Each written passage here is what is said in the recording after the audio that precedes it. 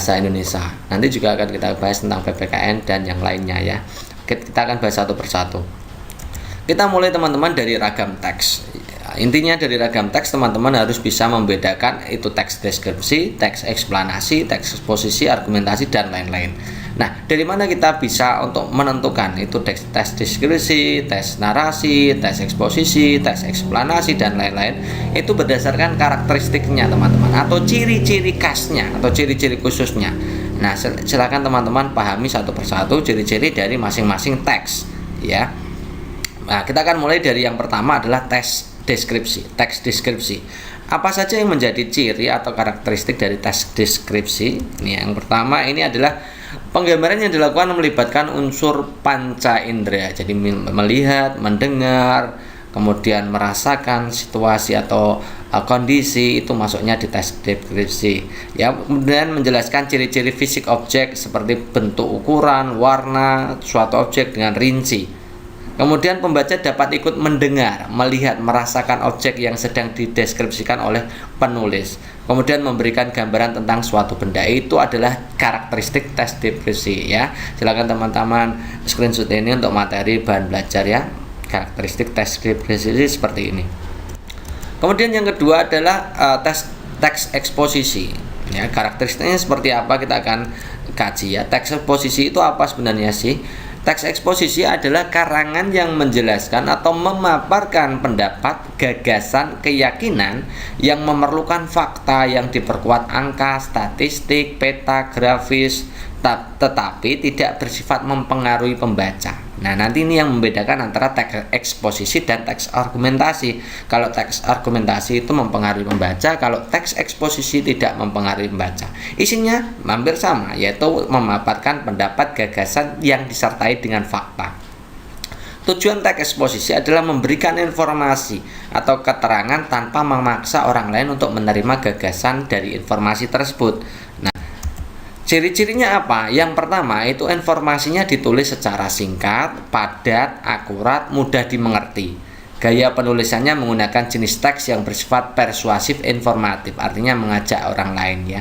Kemudian ditulis menggunakan bahasa baku. Nah, seperti bahasa-bahasa berita itu menggunakan teks eksposisi. Kemudian penulisan informasi bersifat objektif ya, berdasarkan fakta dan bukti, tidak memihak.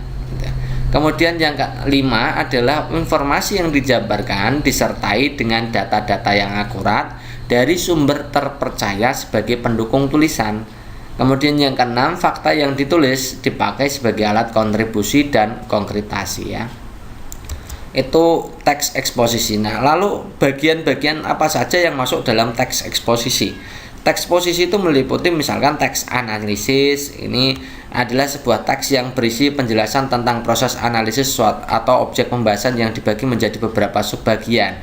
Kemudian ada teks proses, itu jenis teks yang berisi penjelasan tentang panduan atau tata cara melakukan sesuatu atau teks prosedural ya. Kemudian teks ilustrasi, ini teks yang berfungsi untuk menggambarkan secara sederhana suatu ide atau gagasan ya. Kemudian teks berita ini juga masuk teks eksposisi. Tadi kita sudah menjelaskan bahwa teks-teks berita ini masuk teks eksposisi teman-teman. Berisi informasi atau kejadian peristiwa. Kemudian ada teks pertentangan. Ini pertentangan suatu objek dengan objek lain itu dimasukkan dalam teks eksposisi juga. Kemudian ada teks definisi. Definisi ini juga masuk dari teks eksposisi teman-teman. Misalkan mendefinisikan suatu objek atau suatu istilah nanti digambarkan secara luas, itu nanti masuknya di teks eksposisi.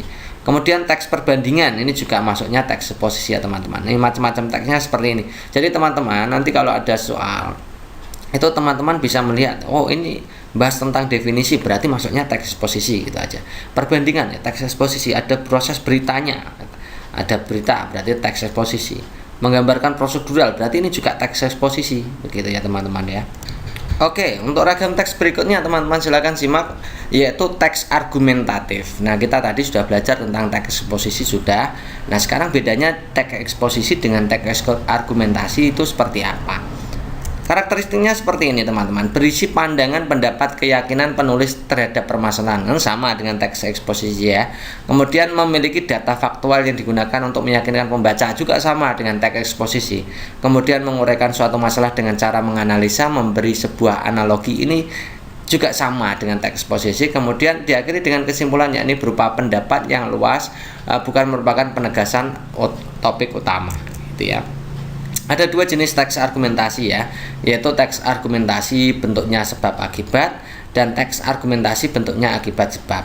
Nah, untuk paragraf argumentasi sebab akibat itu diawali dari sebab-sebab dulu, kemudian diakhiri dengan akibat-akibat gitu ya itu. Kemudian kalau teks argumentasi akibat sebab itu kebalikan dari pengembangan paragraf argumentasi yang berpola sebab akibat, kebalikannya ya. Nah, itu ya.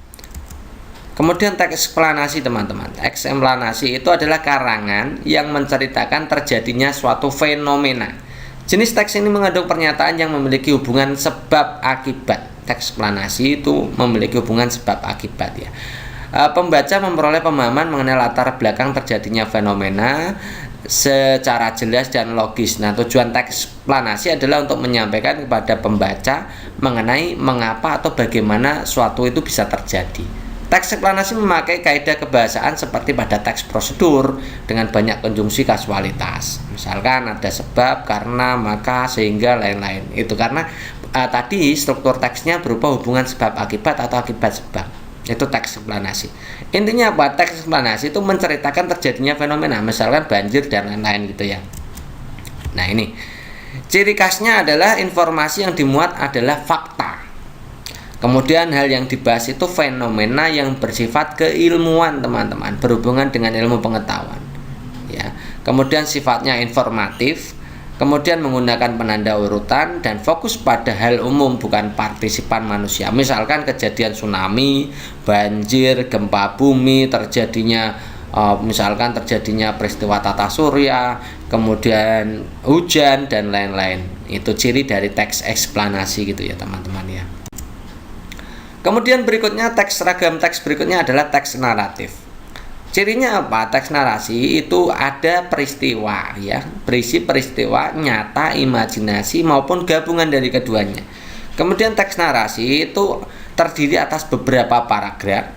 Tiap paragraf menceritakan suatu peristiwa dengan alur yang menarik, ini yang perlu digarisbawahi, alurnya menarik. Kemudian teks narasi disusun secara kronologis, berarti ada urutan waktu gitu ya. Ada urutan waktu, disusun berdasarkan urutan waktu. Terdapat konflik yang menarik itu juga. Kemudian mengandung amanat untuk pembacanya. Itu teks naratif. Kemudian ada berikutnya adalah ragam teks berikutnya ada jenis teks anekdot ya. Teks anekdot itu cirinya apa? Yang pertama itu sifatnya menghibur, mengundang tawa pembaca atau pendengar, kemudian menyampaikan kritik halus yang tidak menyinggung pembaca, kemudian sebagai media menyampaikan pandangan aspirasi yang bernilai positif, berbau humor, kemudian untuk menginspirasi pembaca dan pendengar agar dalam menyampaikan protes atau rasa tidak setuju terhadap memilih opsi atau cara santun gitu ya. Kemudian menampilkan tokoh-tokoh yang dekat dengan kehidupan sehari-hari, memiliki sifat humoris, lucu, menggelitik, berbau lelucon, itu namanya teks anekdot ya. Kemudian ada teks persuasif. Persuasif itu biasanya ada pencegahan gitu, pembujukan, membujuk, itu namanya persuasif. Jadi teks persuasif itu adalah sebuah teks yang berisi atau bersifat membujuk seseorang untuk mengikuti harapan atau keinginan yang disampaikan dalam sebuah teks. Jadi dalam teks persuasif berisi tulisan, tujuannya apa? Untuk meyakinkan pembaca agar tertarik dan mengambil tindakan tertentu. Bedanya teks persuasif dengan teks lainnya apa? Yang pertama, berisi data dan fakta. Ini sama dengan teks eksplanasi ya. Kemudian meyakinkan pembaca. Nah, ini yang tidak sama dengan teks eksplanasi. Ini ada unsur meyakinkan pembaca, kemudian berisi kata-kata ajakan yang menjadi ciri khususnya ya. Misalkan ayo mari lakukan seyogyanya dan lain-lain. Gitu ya. Isinya kalau ajakan itu berarti teks persuasif. Kemudian menghindari konflik. Jadi teks persuasif itu biasanya menghindari konflik agar kepercayaan pembacanya tidak hilang dan supaya kesepakatan pendapat antara penulis dan pembaca tercapai. Ini pendapat atau fakta digunakan dalam teks persuasi bertujuan untuk mempengaruhi pembaca supaya mengikuti ajakan-ajakannya. Nah, kita langsung masuk ke soal ya. Teman-teman yang sudah belajar tadi sudah banyak tentang ragam teks. Sekarang kita masuk ke soalnya. Bacalah penggalan teks di bawah ini. Gempa bumi. Gempa bumi merupakan getaran atau goncangan yang terjadi karena pergeseran atau pergerakan lapisan batu bumi yang berasal dari dasar permukaan bumi. Nah, peristiwa alam ini sering terjadi di daerah yang berada dekat gunung berapi atau gunung yang masih aktif dan di daerah yang dikelilingi lautan yang sangat luas.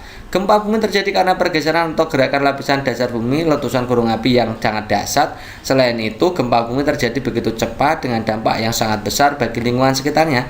Getaran gempa bumi yang sangat besar dan merambat ke segala arah sehingga dapat meratakan bangunan dan menimbulkan korban jiwa.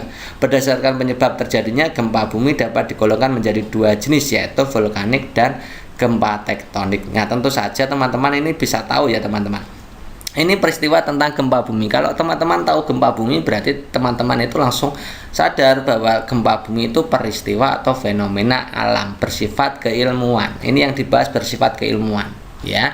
Karena ini bersifat keilmuan tentang peristiwa alam, maka teman-teman langsung sadar bahwa teks ini adalah jenis teks eksplanasi, gitu ya teman-teman ya. Jenisnya teks eksplanasi. Nah, di situ pada teks di atas teks eksplanasi memiliki karakteristik apa? Nah, teman-teman kan tadi kita sudah belajar ya. Teks eksplanasi itu seperti apa gitu ya. Oke, kita tuliskan ya. Kalau memuat berdasarkan pendapat opini itu ada dua jenis, yaitu teks argumentasi dan teks eksposisi. Jadi bukan ya. Kalau yang A pasti bukan. B memuat unsur kekonyolan. Kalau unsur kekonyolan ini maksudnya teks anekdot. Gitu ya. Adanya langkah prosedur, ini teks prosedur ya, teks prosedur ya. Kemudian isinya memuat fakta, ini berupa eksplanasi, isinya fakta gitu ya. Memuat didasarkan pada muatannya didasarkan pada fakta, ini bukan ya, ini eksposisi dan argumentasi. Jadi muatannya, pendapatnya didukung oleh fakta, itu berarti muatannya didasarkan pada fakta, itu namanya teks eksposisi dan argumentasi ya. Jadi jawaban yang paling benar, teks eksplanasi itu karakteristiknya itu adalah isinya memuat fakta peristiwa, fakta fenomena, gitu ya teman-teman ya. Kemudian nomor 2, bacalah teks di bawah ini. Aku sangat senang sekali membaca buku. Terkadang karena keasikan membaca, aku tidak mendengar teman yang berbicara kepadaku. Oleh karena itu, aku dijuluki si kutu buku. Aku tidak marah dijuluki seperti itu. Kata ibu, kutu buku itu artinya orang yang sangat gemar membaca buku. Nah, perbaikan kalimat yang tepat pada kalimat pertama paragraf di atasnya. Teman-teman, ini kalau ada soal seperti ini, silakan teman-teman langsung menuju ke soalnya ya. Inti dari soalnya di situ diminta untuk perbaikan kalimat yang tepat pada kalimat pertama. Jadi lihat aja yang kalimat pertama gitu ya. Kalimat pertama kita lihat yang ini. Aku sangat senang sekali membaca buku. Jelas bahwa kalimat ini bukan merupakan kalimat efektif gitu ya. Kalimatnya boros gitu. Mana yang tidak efektif? Itu ada kata-kata sangat senang sekali. Sangat senang sekali itu pemborosannya. Harusnya yang benar apa? Misalkan milih antara sangat dan sekali, itu milih salah satu. Misalkan aku senang sekali membaca buku, itu sudah benar, itu efektif. Kemudian aku sangat senang membaca buku, itu sudah efektif. Tidak perlu kita mengulang, Mbak. Sangat ditambah lagi dengan sekali, itu ya. Itu pemborosannya. Jadi jawaban yang paling tepat adalah opsi yang jelas yang ini. Ini bukan ya, aku adalah orang yang sangat senang membaca, ini bukan. Ini juga bukan. Ini bukan gitu ya. Ini bukan. Tidak sesuai. Yang B, C, D itu tidak sesuai dengan kalimat pertama ya. Yang A itu aku adalah orang yang itu juga pemborosan. Harusnya kita bisa menuliskan aku orang yang senang membaca ya. Aku orang yang sangat senang membaca gitu ya. Oke, yang jawaban yang paling tepat yang ini. Aku sangat senang membaca buku. Ya, bisa juga nanti opsinya jadi diganti menjadi aku senang sekali membaca buku, sama. Jadi jawaban yang paling tepat adalah opsi E. Oke, kita lanjut ke nomor 3 teman-teman. Silahkan baca teks di bawah ini. Nah, malam ini indah sekali di langit, bintang-bintang berkelip-kelip memancarkan cahaya temaram. Hawa dingin menusuk kulit, sesekali terdengar suara jangkrik, burung malam dan kelelawar mengusik sepinya malam. Angin berembus pelan dan tenang. Nah, berdasarkan teks di atas, sebuah paragraf harus memiliki syarat tertentu, yaitu titik. A, B, C, D, E. Ya, silakan teman-teman baca sendiri untuk opsinya. Nah, kita akan bahas sebenarnya syarat-syarat apa saja sih pokok utama yang harus ada pada sebuah paragraf. Nah, kita akan bahas satu persatu ya teman-teman. Silakan simak pembahasannya. Jadi syarat paragraf yang baik itu harus meliputi yang pertama, itu memiliki kelengkapan teman-teman. Jadi kelengkapan unsur-unsur paragraf yang ada di dalamnya, ya termasuk ada gagasan utama, kalimat utama, dan kalimat penjelas. Apa itu gagasan utama? Gagasan utama adalah merupakan unsur paragraf yang berupa topik utama atau permasalahan yang hendak dibahas dalam suatu paragraf. Itu namanya gagasan utama. Topik atau permasalahan yang hendak dibahas dalam suatu paragraf. Sementara kalau kalimat utama apa? Kalimat yang berisi gagasan utama suatu paragraf. Jadi gagasan utama itu masuk ke dalam kalimat utama gitu ya. Kemudian ada kalimat penjelas, itu merupakan kalimat yang menjelaskan gagasan utama yang terkandung di dalam suatu kalimat. Jadi kalimat paragraf yang baik itu yang pertama kali harus ada unsur kelengkapan. Jadi kelengkapannya harus ada. Yang kedua teman-teman, silahkan simak. Yang kedua itu adalah sebuah paragraf yang baik itu harus mempunyai satu kesatuan antar unsur, ya, satu kesatuan. Unsur-unsur paragraf yang telah disebutkan sebelumnya yang meliputi gagasan utama, kalimat utama, dan kalimat penjelas mesti atau harus membentuk suatu kesatuan yang padu, ya, keterpaduan dan kesatuan itu ya. Di mana kalimat penjelas harus mampu menjelaskan gagasan utama yang terkandung dalam kalimat utama, nah, secara baik dan sesuai dengan gagasan yang dimaksud gitu ya. Jadi syarat kedua harus memiliki satu kesatuan. Syarat ketiga itu harus mempunyai kepaduan di antara unsur-unsur di dalamnya. Jadi semua unsur paragraf dapat membentuk suatu kesatuan, maka paragraf tersebut sudah menjadi paragraf yang baik dan benar, serta sudah memenuhi syarat yang ketiga ini. Adapun salah satu ciri paragraf yang padu adalah adanya hubungan makna yang logis. Makna yang logis dan saling berhubungan antara gagasan utama dan gagasan menjelas. Jadi poin yang kedua dan poin ketiga itu satu padunya. Satu kesatuan artinya satu kepaduan gitu ya. Jadi ada tiga syarat paragraf yang baik. Yang pertama tadi kelengkapan, yang kedua adalah kesatuan, yang ketiga adalah kepaduan. Nah, setelah mempelajari hal itu ya teman-teman, berarti kita bisa jawab ya, mana untuk menjawab berdasarkan teks di atas sebuah paragraf harus memiliki syarat tertentu. Syaratnya seperti apa saja? Ya, ada kelengkapan, kesatuan, dan kepaduan. Jawaban yang benar adalah opsi yang C. Next berikutnya. Baca dan analisislah teks berikut. Analisislah teks tersebut nih, langsung ke soal ya. Kemudian tentukan karakteristik teks argumentasi yang mana yang tergambar di dalam teks. Oke, kita akan bahas. Berarti teks argumentatif kan kita sudah bicara panjang lebar tentang teks argumentasi ya. Ada dua jenis teks argumentasi, yaitu sebab akibat dan akibat sebab. Gitu ya. Kita akan lihat mana pada paragraf di atas ya, mana apakah termasuk jenis teks sebab akibat atau akibat sebab gitu ya. Oke, kita lihat yang pertama dulu. Pendidikan di Indonesia dewasa ini masih tertinggal jauh dengan pendidikan yang berada di negara lain di dunia. Bahkan Indonesia sendiri masih kalah dengan negara jiran kita, yaitu Malaysia, Singapura dalam bidang pendidikan. Hal ini dapat disaksikan dari banyaknya penduduk mereka yang memperoleh pendidikan sampai ke perguruan tinggi, sedangkan di Indonesia jumlah penduduk yang mendapatkan pendidikan saja masih jauh tertinggal dengan negara lain, apalagi di daerah-daerah tertinggal seperti NTB, NTT, Papua, dan lain-lain itu ya. Ketertinggalan pendidikan di daerah tersebut disebabkan, nah ini berarti kalimat pertama tadi merupakan akibat, kalimat kedua merupakan sebab, karena penyebabnya ada di paragraf pertama tadi merupakan akibat, paragraf kedua merupakan sebab. Karena ini kata-katanya begitu, disebabkan karena tidak meratanya pendidikan. Berarti ini sebab ya. Sebabnya di paragraf kedua, akibatnya di paragraf pertama. Jadi argumentasinya bentuknya adalah akibat sebab. Jadi jawaban yang paling benar adalah opsi B. Berikutnya, bacalah teks di bawah ini. Nah, kita skip dulu teksnya, kita langsung ke soalnya. Analislah teks di atas.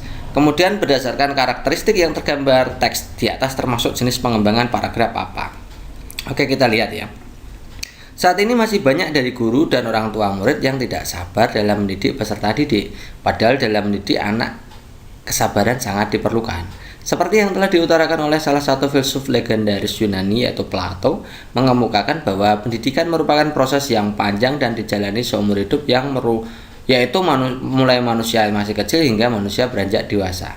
Oleh sebab itu, sudah sepatutnya selaku guru dan orang tua murid mendidik anaknya dengan sabar dan berorientasi pada proses. Ini ada kata-kata sepatutnya ya. Kata-kata sepatutnya ini berupa ajakan ya teman-teman. Sepatutnya ini imbauan atau ajakan. Jadi ini masuknya di paragraf persuasif. Ini kata-kata ini yang menjadi fokus ya teman-teman. Sudah sepatutnya. Ini berarti berisi ajakan, itu artinya termasuk jenis teks persuasif. Oke, next berikutnya, soal berikutnya. Pernyataan di bawah ini yang sesuai dengan teks di atas. Berarti kita harus membaca dulu teksnya, kemudian menyesuaikan dengan opsi pilihan ganda yang tersedia. Oke, kita baca dulu ya. Bioteknologi adalah istilah yang berasal dari bahasa Latin yang terdiri atas kata bio yang artinya hidup, teknos artinya teknologi, dan logos artinya ilmu. Ya, ilmu, hidup, dan teknologi. Ya. Selanjutnya bioteknologi diartikan sebagai kajian ilmu terapan. Jadi bioteknologi itu adalah kajian ilmu terapan yang konsen terhadap rangkaian proses biologis dalam rangka menghasilkan barang jasa dengan menerapkan prinsip sains. Perkembangan bioteknologi tak hanya didasarkan pada cabang keilmuan biologi saja, namun juga pada disiplin ilmu terapan lain. Semisal biologi molekuler, komputer, biokimia, genetika, kimia, mikrobiologis, matematika, dan lain sebagainya. Nah, pernyataan di atas sesuai dengan teks yang mana? Coba kita lihat yang opsi A. Perkembangan bioteknologi hanya didasarkan pada cabang keilmuan biologi. Nah, ini jelas berbeda ya. Ini karena kita bacanya yang ini. Perkembangan biologi tak hanya didasarkan pada cabang keilmuan biologi saja. Berarti opsi yang A salah. Opsi yang B, lihat ya. Peristiwa biologi yang menjadi dasar adanya perkembangan bioteknologi ini juga bukan ya, karena yang menjadi dasarnya adalah ini berupa ilmu terapan ya, proses biologi, bukan peristiwa biologi tapi proses biologi, awalnya begitu gitu ya. Kemudian yang C, bioteknologi adalah hasil penerapan teknologi terhadap proses biologi. Ini betul ya, terapan teknologi terhadap proses biologi. Oke, betul ya.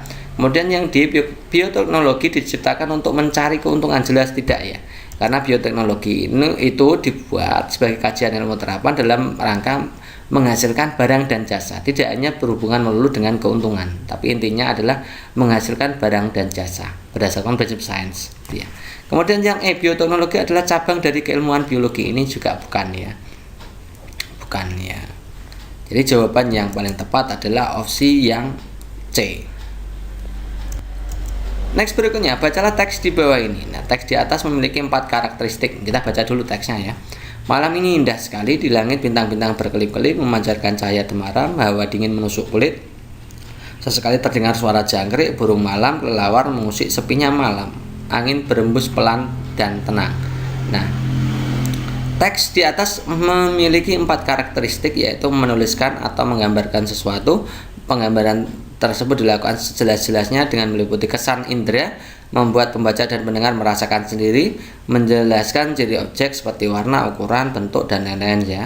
Karakteristik di atas termasuk ciri pengembangan. Nah, kita tadi sudah belajar banyak ya karakteristik dari masing-masing ragam teks. Nah, di sini ada kata-kata meliputi kesan indera. Jadi yang ada hubungannya dengan indera itu paragraf apa ya? Jelas ya. Ini merupakan jenis teks deskripsi. Cirinya apa? Penggambaran dilakukan melibatkan panca indera, sama dengan item nomor 2 ya. Kemudian menjelaskan ciri-ciri objek, itu berarti sama dengan item nomor 4. Kemudian pembaca dapat ikut mendengar, melihat, merasakan objek, berarti sama dengan item nomor 3. Kemudian memberikan barang tentang suatu benda, ini item nomor 1. Jadi ini adalah jenis teks deskripsi. Nah, cukup sekian teman-teman untuk pembahasan kali ini. Silakan simak lagi untuk pembahasan berikutnya dan tetap stay tune di channel kita ini. Selamat belajar dan semoga nanti teman-teman bisa lolos di P3K 2021. Cukup sekian. Assalamualaikum warahmatullahi wabarakatuh. Terima kasih dan see ya.